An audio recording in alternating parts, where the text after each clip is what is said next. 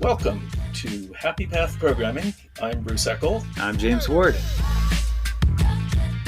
All right, welcome to Happy Path Programming. We have a beautiful snowy day here in Crested Butte, and we got a good one today. I've been looking forward to this for a while. So we have with us Phil Hölzenspies. Did I get that at all right? Yeah, you got that very close. Welcome, Phil. Good to have you. Thank you very much. So this one is on Pickle, which is a new configuration language that was announced a couple months ago now. And as soon as I saw it, I was like, oh my God, this could be the solution to all of my problems. Well, and you said new configuration language, like there are others. And I think this is kind sort of of stands unique. alone. And it is. Yeah, it's like the first time. I mean, it's config. Well, whatever you call them, configure. They're not really languages. They're more, I don't know, declarative. Yeah, they're just descriptive. Yeah, whatever. And the undertaking saying, oh, what we need here is a language. That's a big step. I mean, that's like that's very bold, and I wouldn't do it. That's like too much work. So to create a whole language for just this one domain of configuration. But it's the right answer. It does feel that way. Yes. So Phil, give us the overview of Pickle. What is Pickle? And it's spelled PKL, I should point out, which should be in the title, but pronounced Pickle, but PKL. So give us the rundown. Indeed. Yes, in speech, you just at some point forget even that the spelling is weird, because Pickle in my head is now just PKL. But it is Googleable, and I certainly appreciate that. Yes, that's a smart thing to do. Much better than Go. I was thinking of Go, yeah. Depending on your cookies, you do end up in a sports league. But no, if your cookies sort of hang towards programming languages, then you're all good. Pickle will get you to the right pickle. Indeed. So Pickle is a configuration language, as you said, quite poetically. Thanks for that. But it's a configuration language that recognizes that like an ever-increasing number of outages, if you read about any service outages, is due to a configuration mishap. Yep. And the number of outages increase. Some of the most prominent outages, we screwed up the configuration. So it seems a sort of an obvious place for, like, why isn't there as much instrumentation there as we have in our programming languages? Yeah. So in my IDE, if I write, whether I write Go or Java or Swift or doesn't matter, I have tremendous amounts of tooling. And in configuration space, that you're not going to screw up production. Exactly. And validation can be as simple as, a typo in a YAML file. We've all sort of omitted a space at some point, or because of some editor setting a tab creeped in, or, annoying things. Or a string got converted to a Boolean unexpectedly. The Norway problem. What's the Norway problem? The Norway problem is that in YAML, you can say yes and no for Boolean true and false, but you also have country codes, and strings are not necessarily quoted. So sometimes it's like, Sweden, Finland, and false. Wait, what? Sweden, Finland, and false. Yep. Oh, because no, the abbreviation for Norway. Got it. Oh, yes. That's why it's the Norway problem, because no becomes a Boolean. Amazing. Once that bites you will never forget language design. It did seem to solve a problem, right? Because it sort of denotationalized a bunch of stuff. It seemed so much lighter. But then you get these kinds of things, and then maybe there was a reason for all the heavy notation and stuff. And so there's obviously a space there to solve a problem in. And the problem is whether it's a typo or whether it's a conceptual error or an administrative error, assigning more processors than you have quota for. Yeah. These sorts of errors you want to catch before you deploy, because that's how you save outages. Have some validation up front to help give you some level of confidence that the configuration that you're pushing is correct. Yeah, it's interesting how we've been, you kind of see this movement towards, here's something that can be automatically checked that people have been doing by hand, let's automatically check it all the time without relying on the programmer to do that. And it's like, when you think of it that way, it's pretty obvious, because but this doesn't say language yet, right? This could say UI.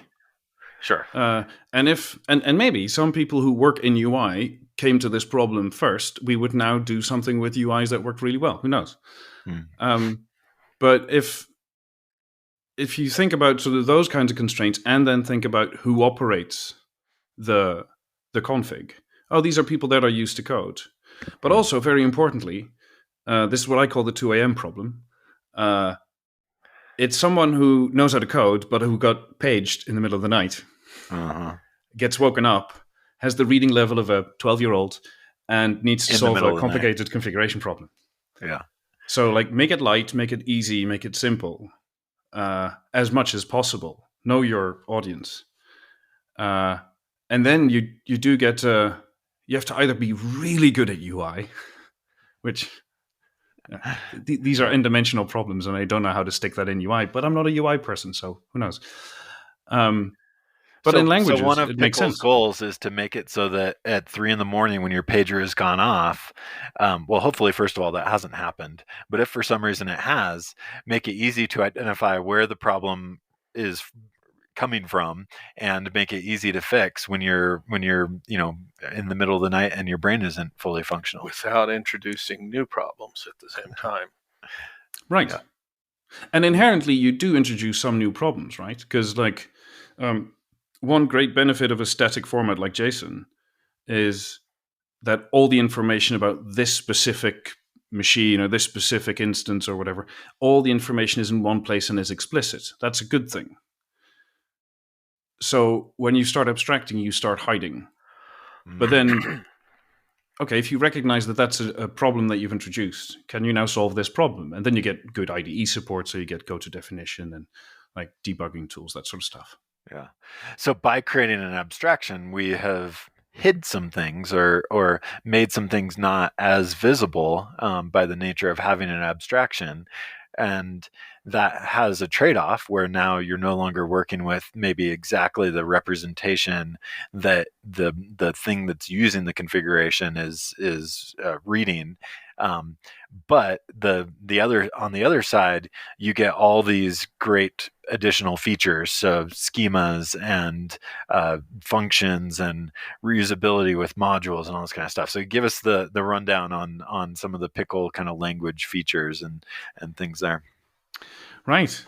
So Pickle is lazy, which is typically, if you want to do like performance programming, is not necessarily a good thing. If you need control, that's not necessarily a good thing. But if you want to be declarative, if you want the notation to be simple, that's a wonderful, wonderful thing. So we have objects, but these are basically they have members which are properties. There's some other kinds of members, but we'll get to that later. And but with these properties, they're basically lazy. Because they're lazy, they're basically zero argument functions, right? So when you don't use them, whatever defines them is not evaluated. So if you write very expensive things about queries over large numbers of files and such, if you don't actually consume those properties, you don't evaluate it. And that's great. Because then you can write a very simple query and let laziness solve it for you. Yeah. And so we have objects with properties, and these things basically, they're your simple hierarchy like JSON, except now you can refer to other fields and define functions. So to say, your total number of processors allocated for this thing is the sum of the processors allocated for your logging facility and the processors for your database and the process, etc. Yeah. And if any of them change for a specific configuration anywhere, then the sum automatically changes. Yeah. So I guess the high level of this is that configuration is maybe very mostly hierarchical data. And how do we define that hierarchical data structure, especially when there is potentially relationships across the hierarchy? And so that's what you're talking about with like being able to take some definition of number of CPUs or something and do some aggregation or sum of that number and put it into some other part of the configuration. So how do you define the hierarchy? How do you then do operations across the hierarchy, but do this in a lazy and deterministic way? Exactly. Yes. And so that's there's an upside and a downside to it, right? So now we sort of bias towards hierarchies, but it sort of works out in practice most of the time because we have config for the application itself, for the infrastructure it's running on. So you sort of naturally divide and organize your configuration hierarchical. I would say there are cases where that's not the case. So think of a CI pipeline configuration. Those are directed acyclic graphs, not technically trees. And you can still sort of spin them together by just name reference, because you can just point to the other one and then you tie a loop. Yeah. So you can very easily describe configuration for stuff like dependencies, build systems. Yeah, that's a good point. It's not just about hierarchical configuration because the DAGs, right? DAGs in the case of like CI configuration, like you do need a different, not a purely hierarchical structure. You need some references, and Pickle can model that as well. Yeah, because it is lazy, you can just you can let two separate files, modules, import each other explicitly. Yeah. And you can do that with objects as well. So you can actually. And you don't get a cyclic issue. You get a cyclic issue if that model breaks itself. So Pickle only evaluates stuff when it needs to. So most of the time, right, Pickle is used by people who need other static outputs. So then it's typically used as a CLI. And then you evaluate a Pickle program, and then you get a JSON and a YAML out or something. Or it's used by service authors or program authors, right? That have that want to consume Pickle as their configuration, but then populate their data structures. Yeah. And that second approach is the one when I started. You're familiar with Gradle since the Pickle project uses Gradle, and we had an episode a while back about my attempts to address some of the Gradle usability issues, and I've been picking away at different attempts at different aspects to this, but one of those is on the configuration language for Gradle. And so I started playing with using Pickle as the configuration language for Gradle, and in that case I was able to take my Pickle, generate the Kotlin files for those Pickle definitions, and then read my configuration and then map that into the Gradle APIs, which are Java APIs essentially. And so, yeah, it was great that I wasn't like the other approach would be, okay, take my Pickle file, now generate a YAML file or something, and then parse the YAML file. And it's like, no, like I just want an API to my configuration. And it's cool that Pickle gives you both kind of directions into how you want to deal with your configuration, either programmatic or just a mapping to a static file. Yeah, no, that's entirely a good point. And I think so it's worth a mention, Peter Niederwieser, as a name drop, he's the person who started Pickle. And the insight that he had was, besides, a language is a good fit here, and many more insights leading to Pickle. But an insight that he had was also, I want to do his words justice and think of how he said it, because it was quite good. Did I just lose my train of thought? I just don't think I did. So configuration, we've got this configuration format, and then we have different ways to process it. And so it seems like that was one of the initial goals of Pickle, was to not just be a mapper to another static format, but also provide the programmatic interfaces to it. Right. I regained my chain of thought. Thank you very much. Perfect. So Peter jumped back and said, look, I can solve these problems that I know that I have, or that I know that people around me have handling services. Or I can take a slightly more fundamental step back and say, how do we keep doing this? Because there's already a bunch of things that say, okay, basically you want static JSON, but you want templating, right? So then you get JSONet, which solves that problem. But now you also have a YAML file because you simply also run on a infrastructure that needs YAML as config. Right. So and being then able to have different representations. And normally we duct tape that stuff with other tools and rewrite this JSON into YAML and all these kinds of duct tapey tools. But like, what if you see the whole thing as one problem? And that's what he sort of designed Pickle for. Yeah. I think, correct me if I'm wrong, but I think when we explored this at the Winter Tech Forum, I noticed that you had objects but not inheritance. Is that right? We do. You do have inheritance. We do, yes. We have single inheritance. Okay. So normal extends of a nominal type system. Yeah. So that allows you to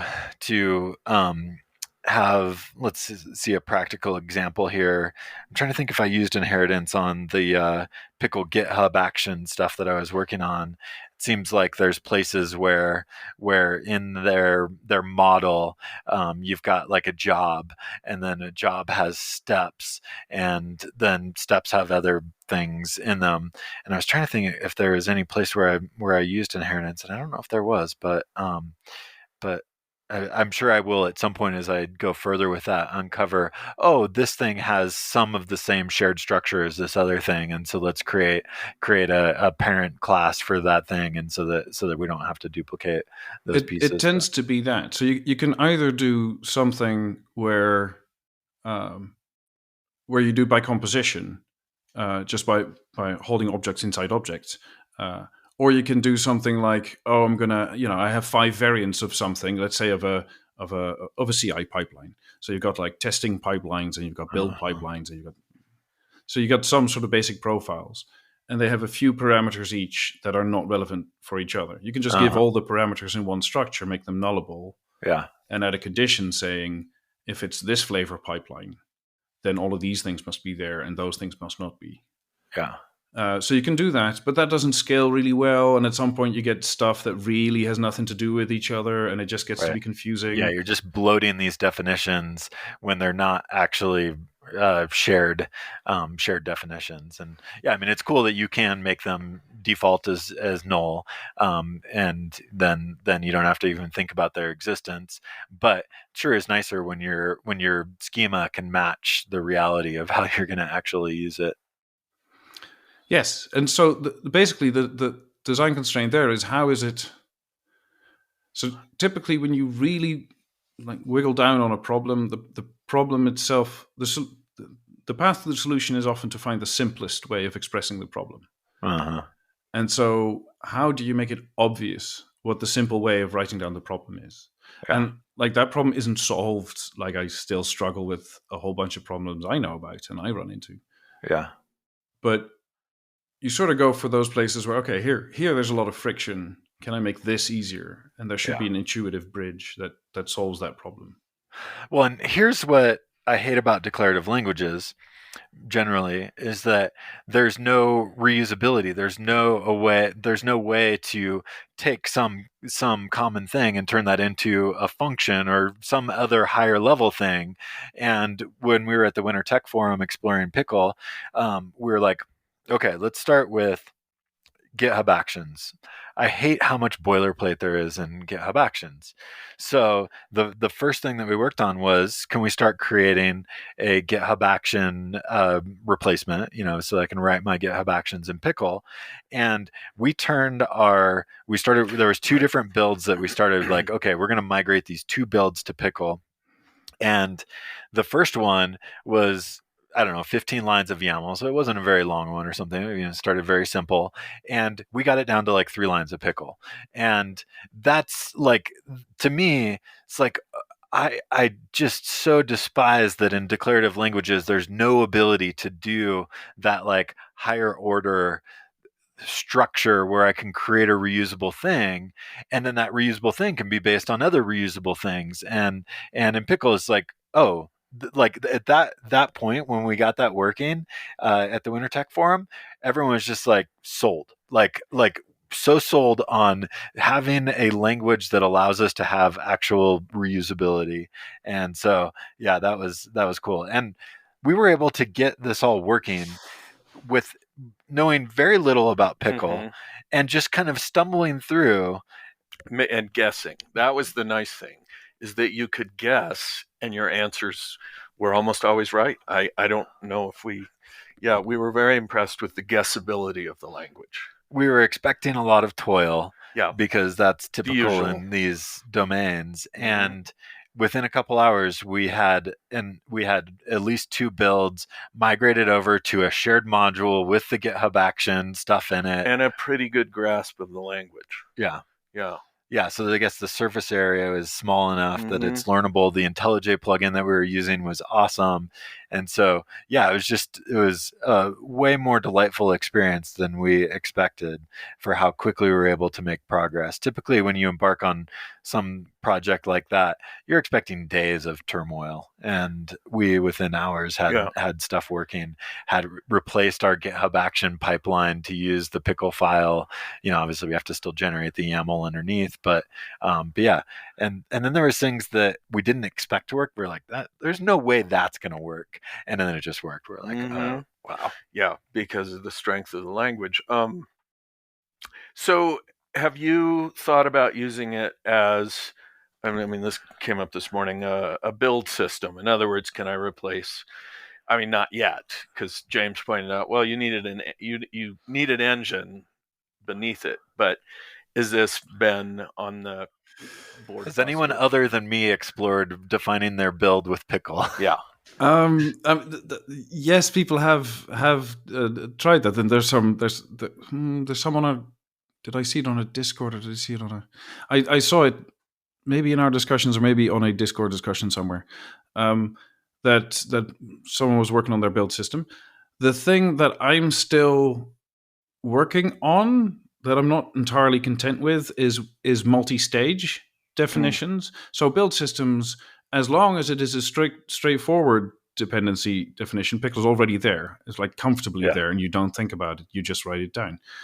But when the result of a stage in your build needs to inform the config of what needs to go next, and you want that to happen in Pickle. So when you run Pickle multiple times, as it were, that's not clear to me yet what that looks like. Other than, of course, just multiple Pickle files, one for each stage, where you just provide these things as inputs. Yeah. So in the case of Gradle, where I haven't tried to go yet in my explorations with using Pickle, is like task definition. And I think that's an example you're talking about, where I need to define a task, and it turns out that the output of that task gets used as an input for another task, and that's where things may get a little tricky. So maybe purely, if I'm not doing kind of task definition or any kind of runtime dependent information, then something like Pickle could work. But as soon as I get into a space where I need programmatic runtime outputs to then be used as inputs elsewhere, that's where things get a little bit trickier. Yeah, and like it can be done, but it's just not it. To me, it feels less fluent, and I'm not entirely sure yet, because it's configuration language. It's supposed to stay simple, so you also don't want to stick too many bells and whistles in. So not entirely sure whether it's a pattern that is the answer to this, rather than a language feature or. Yeah. And that's one thing I've been curious about with Pickle, and this relates to what I've dubbed Getz's Law, Brian Getz, where he stated, and this was summarized from some tweets by him, but something along the lines of, every declarative language slowly slides towards being a terrible general purpose language. And that's, I think what you're highlighting is this like gravity to trying to pull this declarative, this language that has all these constraints for good reasons on it, eventually getting pulled down into, oh, but we just need this one other thing. And so how are you looking at that? Like how do you know where to set the boundaries for, no, we're not going to do that? I mean, in part, it's just a prioritization thing. It's a small team that works on this. So we're 3 people in the core team. Dan and Islan are my colleagues there, and so that prioritizes stuff with limited capacity. But then more so, like for fun, every once in a while, we or now other people write like advent of code stuff in Pickle. That very quickly runs out. Yeah. If somebody reasonably says, "Hey, I'm getting a like out of memory error, I'm getting an overflow here or a thing," because I tried to do this heavy computational algorithmic thing in Pickle. Well, sorry, like that's not a priority. We have other scalability issues where we do have priority, and scalability in config is much more. For example, how do you maintain large monorepos of configuration, right? Infrastructure as code sort of design philosophy, where you have multiple teams maintaining multiple services all together in one sort of pattern in one monorepo. Yeah. How do you manage that? How do you make that scale? How do you deal with separate ownership and versioning and these sorts of things? Yeah.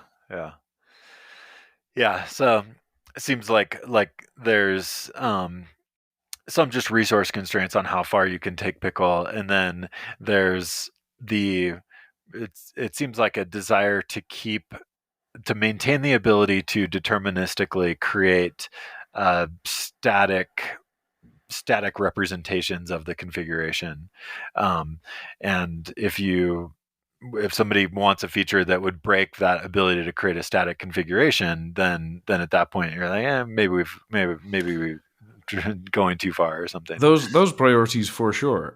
We want reliability in our type system. We want so although the language itself is technically entirely dynamic, we do try to make it so that the IDE can actually statically analyze the types so that it can inform you without actually evaluating anything. And so that's a little bit cheating, right? We take the best from both worlds because fundamentally it is dynamic and fundamentally the source of truth is the interpreter. But ideally, you have on-the-fly type information. Yeah. And in my usability of it, that's worked well. The code hinting is fast and accurate, and I certainly appreciate that. Why, thank you. No, but it does. So that's certainly a design sort of element that we aim for to keep, because that does something to simplicity for the configuration space problem. Yeah. And so technically, it's Turing complete. So we could argue, it's a programming language. It's a general purpose one. Yeah. It isn't. Yeah. Mm-hmm. And it's kind of, I mean, it looks like you've tried to do a lot of functional-ish things with the language. Like everything is immutable, right? You don't. Yes. There's no variables. It's only values. Is that right? Yes. This is correct. Okay. So that puts we have variables local to expressions because we have let expressions. So the language purist in me now feels that I almost lied to you. We do have variables, but not in the reassignable sort of sense. Well, oh god, this argument. It's like, I've had this argument before. It's like if you're going to call it a variable, that means it can vary. So otherwise, it's a value. I'm like mathematicians sometimes disagree. I'm perfectly happy to leave it there. Yes, this is not a principal matter. yeah, and it's really helpful to just say we only it's have immutable. Values. It's immutable. Everything's immutable. So other language features that are worth highlighting. So we talked a little bit about reusability, and reusability, I think, has multiple forms. There's templates, there's objects, there's functions. Then you can package those things into modules and share your modules. And we were going to ask, do you have higher order functions? Yeah, I mean, like technically, yeah, functions are first-class values. There is a notational thing. The thing that you write down function foo for is not. You can't refer to foo without calling it. So if you just type foo without the parentheses, you don't get an object that represents the function. Gotcha. So you don't have that, but you have lambdas instead. So you can wrap it in a lambda. Yep. That's a little finicky sort of thing. So they're not quite first order, but okay, yeah, but it's possible. So reusability, it's amazing. It's so great to have the ability to have all those different ways of having reusability. So I think, I don't know, anyone want to say anything about reusability with Pickle? I think it's one of the best things about it. But. Yeah, it's you mentioned type like templates and values, and that's a very good point because reuse of values is a very common pattern in config. Yeah. And that's been a thing that I've been running into now, talking to users picking it up who are very enthusiastic about it, who get it. Like when I see the code and I go, okay, clearly you're thinking in the same patterns that we're thinking in. One thing that isn't quite as obvious that Pickle can actually do really well is it can use file name structure, directories, to inform a bunch of stuff. So you can read the name of a file. That's very useful in structured configuration in a place. So, for example, if you have an object where someone I published code yesterday, which is game state. Or game model, rather. Okay. So they define factions, and factions have buildings and units, and these comes in types and stuff.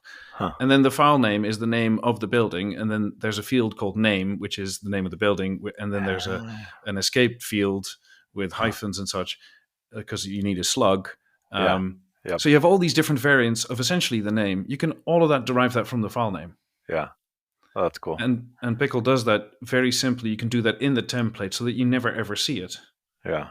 But you just say this is a unit in this game model case, and a unit means we have these fields, but also these values are automatically derived from the file name. Yeah. So derived properties, that's a huge thing for reusability. And being able to run functions on values. There's a bunch of string functions out of the box, and then default values, another great language feature that makes it reuse just more concise, because if something has a default value and I don't need to override it, then I don't have to see it or care that it's there. So that's a good one. You were going to ask about like reading a version number off of the GitHub. Well, then we discovered it. So one of the use cases that have been curious about is the whole area of side effects, and so I think generally Pickle doesn't support side effects, except there are a few places where you can reach out to the external file system or external network or an environment variable, and those become essentially like the way to have some side effect in your Pickle configuration. So yeah, give us the rundown on your thoughts around side effects. How you decide what side effects should be allowed, and how that ends up working in Pickle configuration, and keeping it deterministic in air quotes. Yeah. So I mean, letting it be deterministic is sort of a goal, and you can't reach that entirely, right? So what's the other one? Works on my machine. Yeah. So the works on my machine problem.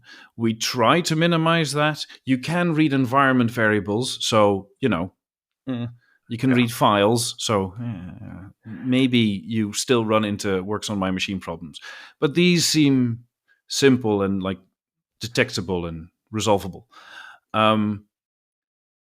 And so we do allow inputs because that is often necessary, but all inputs are cached. So you can read an HTTP resource, but it doesn't mean you can like back and forth on an API, because if you have the same request twice, you will get the same answer twice, even if the service would give you a different answer. Interesting. Yeah. Because every resource is cached by its URL. And as an upside, it makes Pickle much more predictable, much more reliable, and much more intuitive. So lower surprise, basically. Yeah. and that's the main constraint side effects. Gives you mostly deterministic behavior, and when needed, there's a bit of an escape hatch there. So the use case that Bruce was pointing out is one thing that I often do in my Gradle builds is I read the Git tag to determine what the Gradle version should be set as, and one way to do that with Pickle would be to just pass it in through an environment variable, but then I need to move potentially move the logic that sets that environment variable out to somewhere else. But then when we were reading through the documentation, I hadn't even known that the other possible side effects were reading a file, and so it seems theoretically possible that I could read the Git information from a file or something like that, which maybe I don't know how hard parsing and reading that file is. But anyways, it seems like maybe there's some potential way to get to what I was trying to do there. There certainly is through environment variables, but maybe through the file access. If the file in question is JSON or YAML, we actually have parsers for that in Pickle that you can use to consume it as if it's a Pickle structure. Yeah. But so for that kind of scenario, that we do have that instrumentation specifically for that, so that you can read that, Git repo state or something. Yeah. But only once per execution. And that's a distinct choice. That's where it's not a general purpose language. That's where it really has that application of configuration in mind. Yeah. Well, in that use case, have that thought would be totally fine to have that single read. That would be fine for that particular use case. Right. I have thought about, just to nerd out, and if this is too far down the rabbit hole for your taste, then by all means let me know. But about the DAG problem, because you can use Pickle as a library, and because it is lazy, the thing, when you use it as a library, you can make consecutive calls to read properties. And since properties are only evaluated when asked for them, you could basically ask for the stage 1 result, interpret in your programming language whatever you need to interpret, run your build stage, read your file, inform it, and then in the next stage have Pickle read an environment variable that you only set when you call back into Pickle. Yeah. So there is a potential way to create a Turing complete system there with. Yeah. But you don't have a feedback loop unless you build it explicitly, right? And that means that it's still very unlikely that you shoot yourself in the foot. Yeah. So other features that are worth highlighting, nullability being built in. I love, I've been doing a lot of Kotlin, and so there's, it definitely seems like Pickle has some common language features with Kotlin, like nullability, and it just is one of those things where I'm like, oh, thank God that's in there, and that I don't have to deal with null pointer exceptions and all that. So, and then the nice does Pickle use the Elvis operator for a default value on a nullable? I forget. We have the double question mark. Okay, double question mark. But yes, yeah. Null coalescence is extremely important. Nullability is nowhere near as comfortable without that. Yeah. Yeah, and for configuration, the last thing you want is to have a null crash your production system. So yeah, having that in there is huge. And then I think the other language features, I think that there's something like sum types in Pickle. Am I remembering that correctly? The ability. So it's like an enum, right? There is enum, so it's essentially the way to create a sum type. Enum is also a little bit of a term that depends what language you're from, how you interpret it. Enum is a different thing in Swift than it is in OCaml, and it's different there than it is in Go. Yeah. But we have union types, and the sort of the base case enum, where you just have static labels, basically a subtype of int, is a union of string literal types. Yeah. So string literal types is where the type is one string constant, so it can only be precisely that string, is incredibly useful. Oh, I love this. When defining your hierarchy. Yeah, when I was doing the GitHub Action thing, it's there's, let's say, platforms. And platforms in GitHub Actions, there's 12 different options for platforms or whatever. And the fact that I get code completion on the possible platforms when I set that property, the platform property, just oh, thank God, amazing. Right, but it's not just normal, limited enum. So it's not strictly a sum type. Right. It's a type union. So you can do, my dev environment and my prod environment and my QA environment, or string. And that means you get the autocomplete, right? Because the alternatives are known to the IDE, but also you have the flexibility to do the thing. Escape hatch, yeah. Yeah, you have the escape hatch for your system where you know what you're doing. Yep. Yeah, so just to summarize that, you can define a type which is Windows x86 or Linux x86 or string, and that gives you the ability to then have a property of that type that can be those two that I said, or just whatever the user wants. So but that's if you want that. If you really did want to constrain the user to just the two that you have specified, then don't put the or string on the end, right? Exactly. Yeah, so union types, great feature there. So many out of the box like string functions, which I've found really handy for. It's like, why would I want to have some preprocessor for my configuration just so that I can like do some little string manipulation in my configuration? So great to just have those things built in, like lists and maps, listings. Yeah. Oh, question for you. Give us the reasoning for the naming convention there of listings and mappings and settings. Yeah, See, this set gets is weird, huh? Set gets because there is a set, right? But we don't have settings. Because that would be confusing. That would be weird. Yeah. But also the things that we have are structurally not set. So because of the underlying framework, we wrote this on Truffle, which is a language framework. You write an interpreter, you get a compiler. It is a very nice and powerful framework, but it does lead to some sorts of operations being more expensive than others for us with immutability and the like. So if you do a whole bunch of like filter, map sort of things on your collections, then at some point that becomes expensive. We didn't optimize for that. Yeah. At some point we might, if someone has a bright idea on how to do it, great. But we had sort of basically these two different scenarios. One was optimized for notation, and those are the tings. So the listing and the mapping. And the other one is, okay, at some point you want to do all those computations because you simply need to sum all the resources that you've defined for your system, or stuff like that. And so the short versions, list, map, set, they are made for computation. Okay. And you can go back and forth between them. Yeah, so two different APIs for working with collection structures. Two different ones for each type of collection. So list and listings.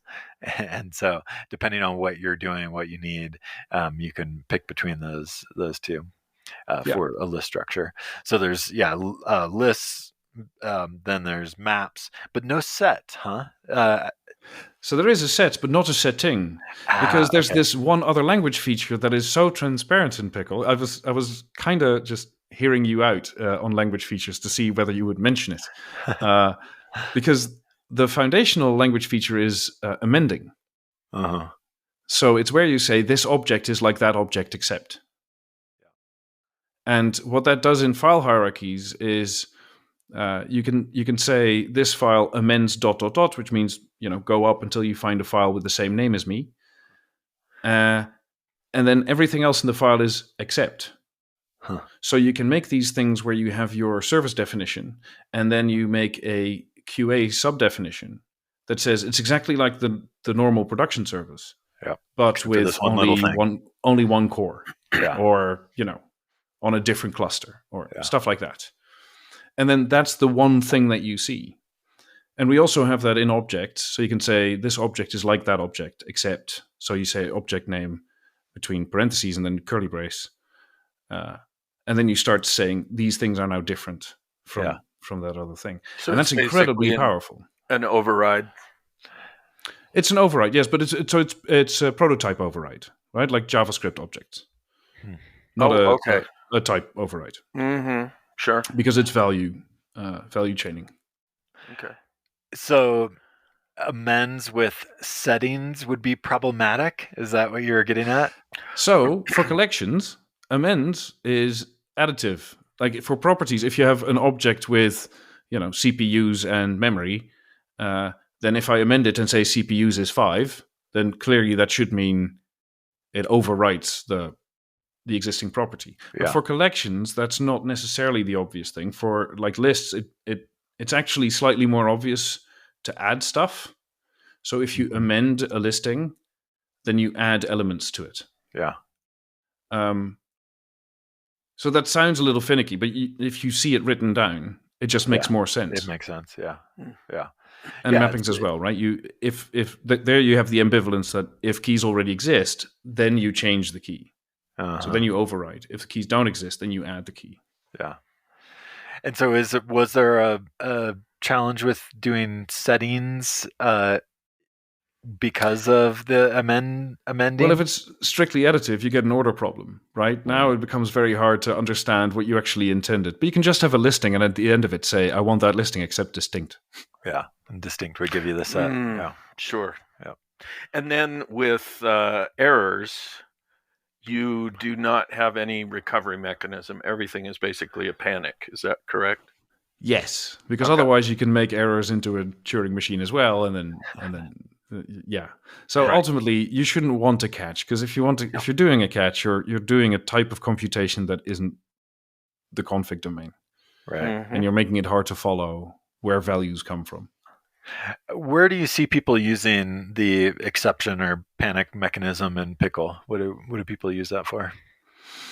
I mean, they use it for more complicated failures. So sometimes you lay out your config because you have a target system and you want to lay it out the way it's laid out in the target system. But that does sometimes mean that if the target system's layout is not designed to avoid non-existent states or illegal states. So if they are expressible, then they are expressible in your setup, in your configuration, in your template. So a way to then to catch that is when you have a null when it shouldn't be.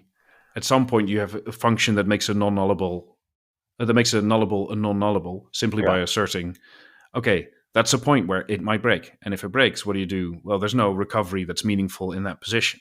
Yeah. So the only recovery is an error. I see. So you may have a case where you've got some particular setting. In some systems, it can be null, and that's okay. But then in some other places, you actually don't want to allow the null, but you want to reuse that property. And so in those systems, you can say, all right, here I'm going to now throw the exception, which is going to panic and not allow the configuration to be generated for that one because I haven't set it. Yeah. And so there's one other thing that I've started using it for, and that is when you have things that simply fail hard when like constraints on types, right? You can have arbitrary functions there. You can say that, a string that only contains letters, hyphens, and digits because it's a name that goes to a system somewhere. Yeah. Okay, great. Now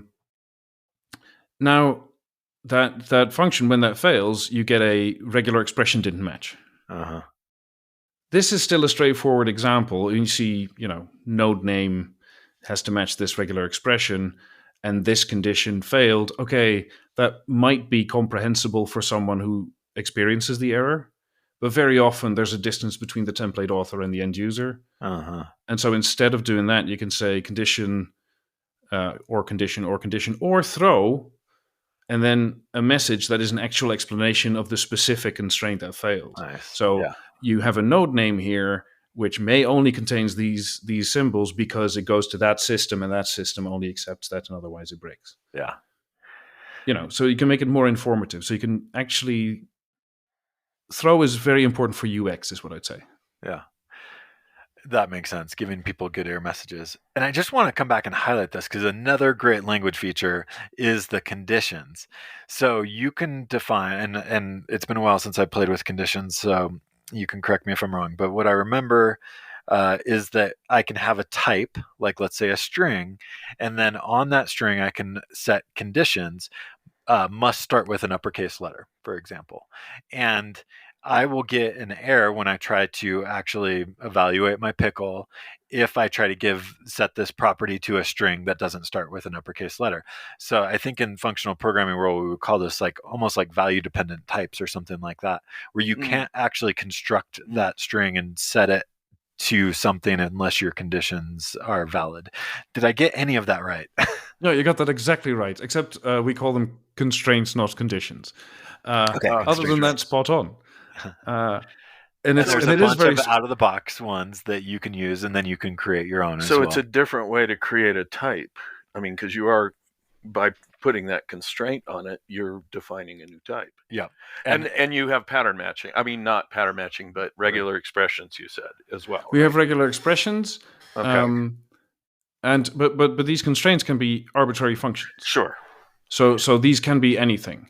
Right. And indeed, that is exactly like dependent types. But the downside of a dependently typed language, like an Idris or an Agda or these sorts of things, is that as like whatever you write down in the type, you must provide a proof for. Yep. And that proof is in code. But then a whole separate sort of can of problems is how do you now prevent other programmers from ever using that code, because that code was never intended to be used as a value, and it's very expensive, so you don't actually want to compute it. So it's awful. Yeah, it's an awful lot of work for a noble cause. We just check values as they pass. Yeah, that's the great thing about Pickle. Because of the constraints, it allows you to have essentially value-dependent types, but without all of the pain and headache normally associated with value-dependent types. Exactly. So you are as expressive in your constraints as with full dependent types, and you have to do none of the work. Yeah. It's amazing. One of the really cool things about Pickle, and this can apply. You can apply constraints to any type, right? So if you want to constrain an int to be within a specific range, you can do that.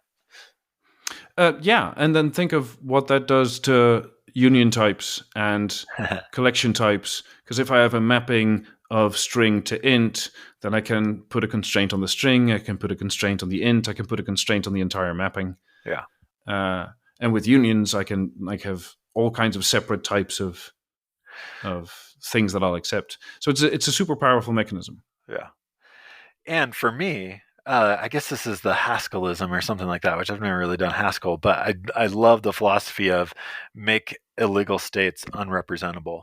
And to be able to do that in configuration, back to where we started in this conversation, was being able to verify that my configuration is correct before I push it out to production.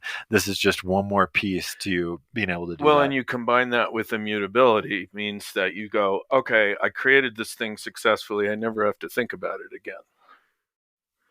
Yeah. And that's great. And what is it? It's what you wrote down. Yes. Right. Exactly. Yeah. Oh, but what if this happens first? There is no first. It does not exist. That's right. And where did the idea of constraints come from? Is this did you invent that for this language, or did you find it somewhere else? I mean, there is the notion of dependent types that are essentially the same thing. Okay. But in this case specifically, it's okay. Now you've got string and int and such checking, but now you still make typos. You just don't make it in your YAML structure. You make it in your identifier. But you're still a foot gun away from an outage. Yeah. Right. So okay, now these identifiers should actually be this limited set, or should all comply with this, or Yeah. But the idea, a port number shouldn't be a billion. Right. Yeah, but I could see this concept being added to a lot of other languages as well. That's what I'm. But you can't in a general purpose language without a lot of challenges, because the typical way that you would do this in a non-dependently typed language is when you would have like a constructor function, and then you would apply your constraints on that, and then you would like return an option to say like, hey, I'm giving you a none back because or a null or something, because I couldn't actually validate that this was correct. But in the case of Pickle, because it's constrained, it can actually say, I'm not going to actually allow you to construct this type when I evaluate your configuration because it's been able to run the constraints before construction of the thing. And because it's like, kind of, I'm thinking about it as like a single pass through the configuration processing, it can then stop and say, I'm not going to allow this configuration processing to continue because you did not pass me a valid value for this thing. Yeah, that's exactly right. Yes. And it only happens when you need it, right? So the other thing is you can write down these you can write down expressions that are not well typed willfully. Yeah. As long as you don't use them, that doesn't matter. They don't get evaluated.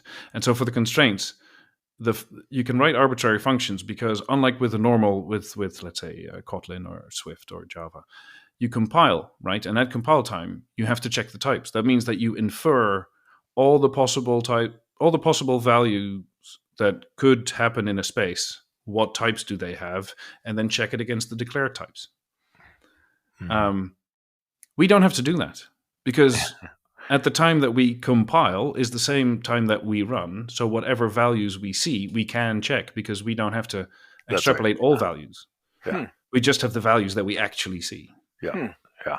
Exactly. Yeah. So being able, not having a compile that creates a program that then at runtime wants to apply constraints, you're in like one phase of now, go through the whole thing and make sure it's all valid. Exactly. Yeah. I noticed you have a limited set of output formats that, like, you don't include TOML, for example. Is that just because, we're just getting started and we will add other output formats? No, we've even been discussing whether we should be removing output formats as in, let me caveat that very importantly, no panic.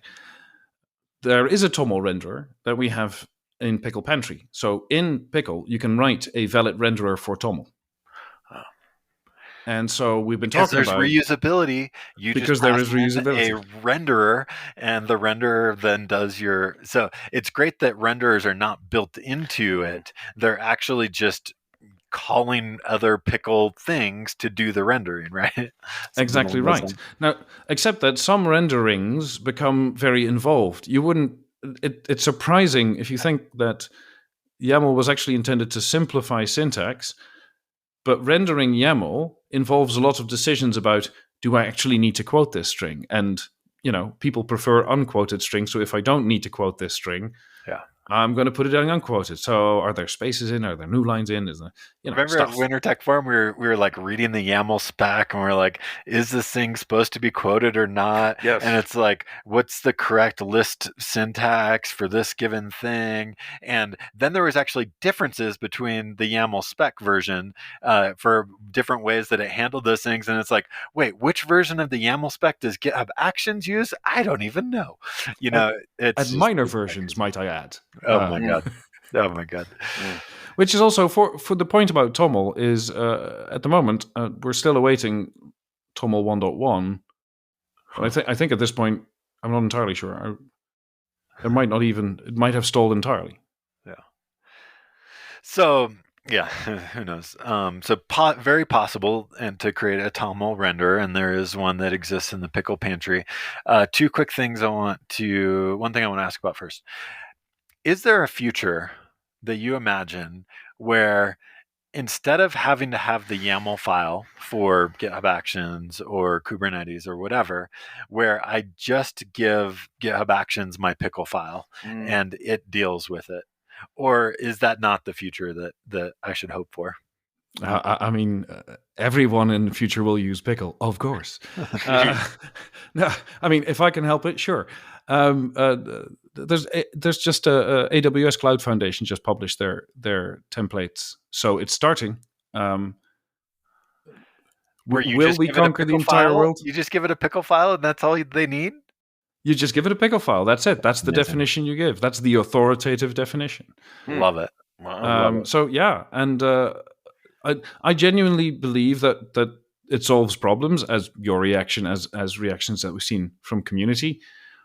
It genuinely solves problems, and people everywhere who work in like systems, whether open source or from large corporations, right, they want to solve those problems. That's why they're employed, right? Here is a tool. Yeah. Fewer thumbs, better hammer. Because at the end of the day, why do we need that intermediate representation? It only is there because it's easy for GitHub Actions to parse. It's easy for Kubernetes to parse and do something with. But if we could give it a more full-featured definition of what we're trying to do on this other system, why not? Why have to go through that intermediate representation that's parsable when I could just give it a pickle file, let it use pickle to then run the pickle, maybe even programmatically, and then get an API to the configuration and decide what the system does, and it's all sandboxed and all the wonderful, constraints that Pickle provides. So I certainly hope that we get to the point where Pickle just becomes the language and we don't even need the renders anymore. Because right now with GitHub Actions, to find out whether your thing works, you actually have to run it, right? To render the YAML and then give GitHub Actions the YAML. Uh-huh. And so you've gone from this very nice, it's great that Pickle can generate the YAML, but why is it even necessary? I'm just trying to tell GitHub, here is my workflow. And I don't want to use this very terrible declarative language to do that. But what I'm saying is that if you're just using YAML for GitHub Actions, you can't check it until you upload it to GitHub Actions. Whereas if you're using Pickle, you get a whole bunch of checks. So that's right. The schema all of the validations that I've started putting into my GitHub Action Pickle module all give you some level of confidence. But you're right that GitHub Actions doesn't provide any way to actually validate that the thing actually is valid until you upload it up to GitHub. Right. Yeah, and I think so. So an important bit there is that a trade-off. You said fast to parse, right? And then we already discussed a whole bunch of ambiguities in YAML. So caveat. Yeah. But it's also that where is that choice to be fast to parse? Where is that critical? If it's data that your system wrote out, yeah, sure, you want it to be like fast, but then you also trust it. If the whole point is that it comes from human users with different levels of knowledge about your system, calibrated on different versions of your system, with different histories, blah, blah, blah, blah. I don't know, different locale settings, so different kind of characters sneak in. Maybe that's the side where you need to stick in some, instrumentation to safeguard invariance. Yeah. And so that's, if that is the cost consideration, that's a great application for Pickle, basically. Yeah. I sure hope that Kubernetes and GitHub Actions and all these systems just give me the ability to, well, first give me the schema. Like, I want the schema. Like, that's critical, and the ability in Pickle to define the schema, amazing. Thank you for giving me the ability to at least validate that this thing is correct before I upload it to you, and then give me the ability to just push my Pickle file to you. And so that would be amazing. And this is a good segue. If I might point out, just on that point, there's also written in Pickle a thing that translates OpenAPI spec to a Pickle template. So you want the templates. Well, if they don't give you the templates, but they give you the OpenAPI spec, we will give you the tool with which you can get the template. And I think I saw that you're using that for maybe the Circle CI Pickle Pantry module. Is that how those are being generated from the OpenAPIs for Circle CI or something? Maybe it was the Kubernetes Circle one? CI, we haven't done the generate. The Kubernetes one we generate. Okay. Circle CI doesn't. I don't believe they publish OpenAPI. Yeah, so I may be wrong. In which case, great. No, this is just because if our there's a repositories schema that exists in OpenAPI form, you can generate the Pickle schema from it. There you go. Amazing. There you go. So I think it's worth talking for just a second about modules, because in this whole concept of reusability, it's great that me as a developer, I can build reusable things for me and my team. But the fact that Pickle out of the box said, we're going to allow you to publish these modules and then have an import from an HTTP URL for that module. So now you can reuse modules. Amazing. Because now we can have the whole ecosystem of people building pickles and reusing them anywhere. It's just the whole like library ecosystem for configuration. And this, of course, is all supported today in Pickle. And if you want to use my GitHub Action Pickle, just import it. It's, I don't remember the URL for it, somewhere on my GitHub. But you point to my URL and great. Now you're defining your GitHub Actions as in Pickle, and you didn't have to write it. And I should say, this whole GitHub Action thing that I've been working on, it's not very far along, so it needs a lot more work. But at least is a start and highlights that this is all possible.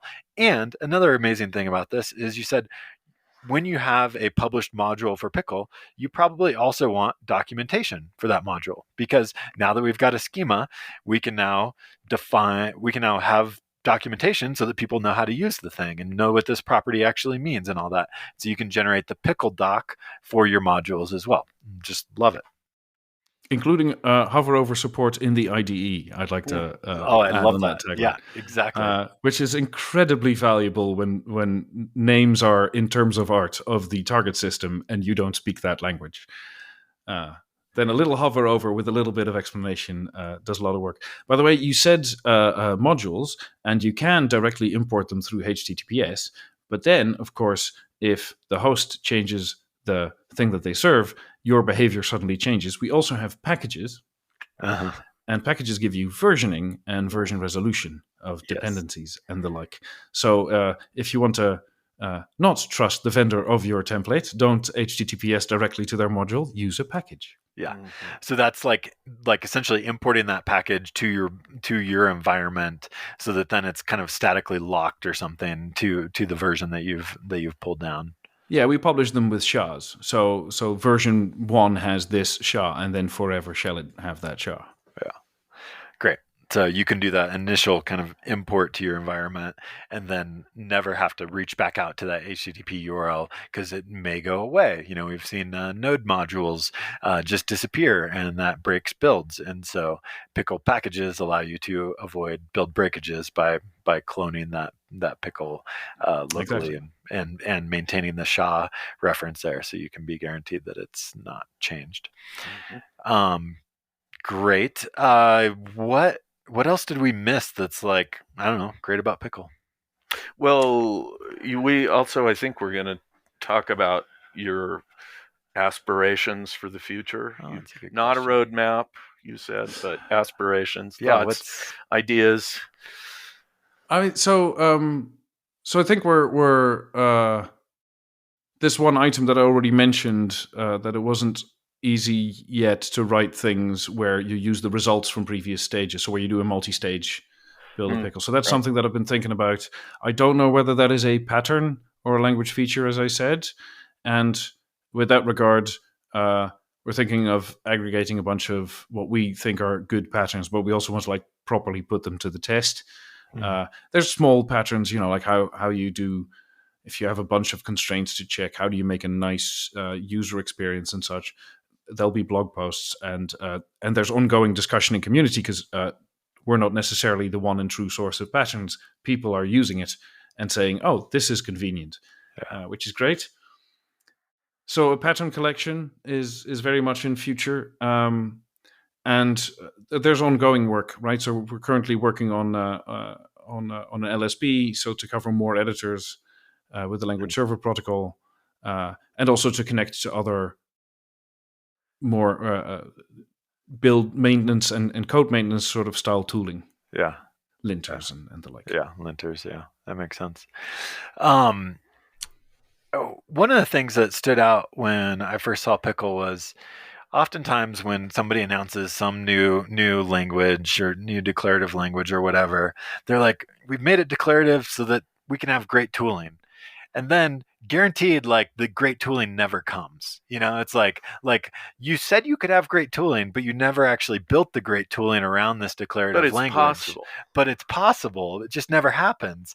And out of the gate with Pickle, it's like, oh, you've got your IntelliJ plugin, you've got your VS Code plugin, you've got a build system you've got the REPL, like you've got all the like things that you've got the documentation for Pickles, like you've got all these things that people hope to someday get to when they create their new declarative language, and Pickle just has it. And I love that. It wasn't just like, we can do all these great things.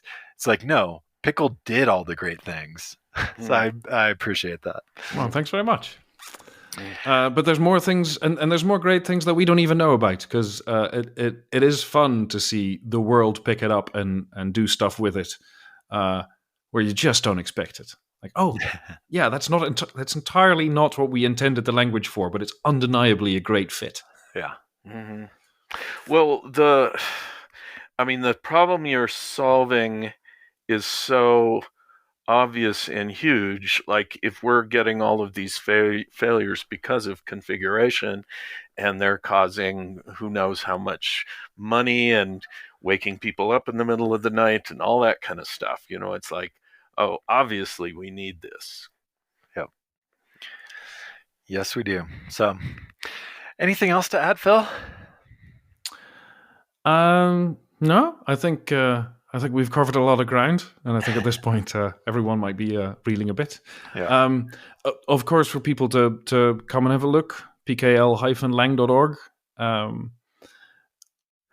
There's communities sprouting up. So Google for pickle things, and that have really enjoyed the reception, because launching new stuff can go in one of two ways. And so far, this has been an absolute joy, and to see what people do with it is great. Yeah, I'm sure there's a lot of thank you for doing this. Yeah, you're making my life easier. There's a lot of that, and like a bunch is former colleagues because they used it before and they know about it, and they were looking for it to be published. Mm-hmm. And then a bunch is people who'd never heard of it before, who have no connection to any of these people, and then just sort of stumbled across it and went, oh, this looks fun. And are you looking at, community building, the process of doing that? Because, that can, without some care, you can... we definitely are. So we the main community that we build is on our GitHub. So we try to be very responsive to discussions. We try to be receptive, and when things are reasonable requests but won't line up with us, then we try to be receptive of contributions and to make that clear and such. And we do engage with community sometimes where they are. So we do code reviews, and we have chats and stuff. There's a community Discord. Nice. Yeah. So there's things that we hang out with, but also there's already a bunch of users that know what they're talking about. So it's already it seems to also grow naturally. Yeah, which I'm very happy about. And in my experience with you all, the maintainers in the community, it's been really positive, and I've asked the dumb questions and been greeted with kindness, and always important. It's felt good to be part of that community, and I certainly appreciate your all's responsiveness, your and the team's responsiveness to my questions and my bug filings and all that kind of stuff. I feel like it's you've all done a great job of kind of stewarding the community and my interactions with you. So thank you. And the core team, the three of you, is this all you're doing, or do you have other work as well? There's generally like other style work. In terms of, I help people hold it right as well. So that's quite a bit of time to sort of design review and stuff, and we want to build a system like this. Can you look at that? And which is essentially building Pickle, but it does mean that there's a lot of like other technical work that happens, which takes a lot of time. Sure. But your focus is All on Pickle. But the core focus is very hard on Pickle. Yeah, and that's great. In that regard, it has been very easy for the team to be quite kind and receptive on the GitHub stuff, because people filing bug reports is sort of exactly what we were hoping for, and it has massively accelerated what we do. So, we're doing it for selfish reasons, is what I'm saying. Mm-hmm. That's right. Mm-hmm. Yeah. Great. So it works for both parties. Wonderful. Awesome. Well, thank you so much for joining us, Phil. Look forward to a very bright future with Pickle, and thanks for teaching us all about it. A pleasure and a delight. Hey.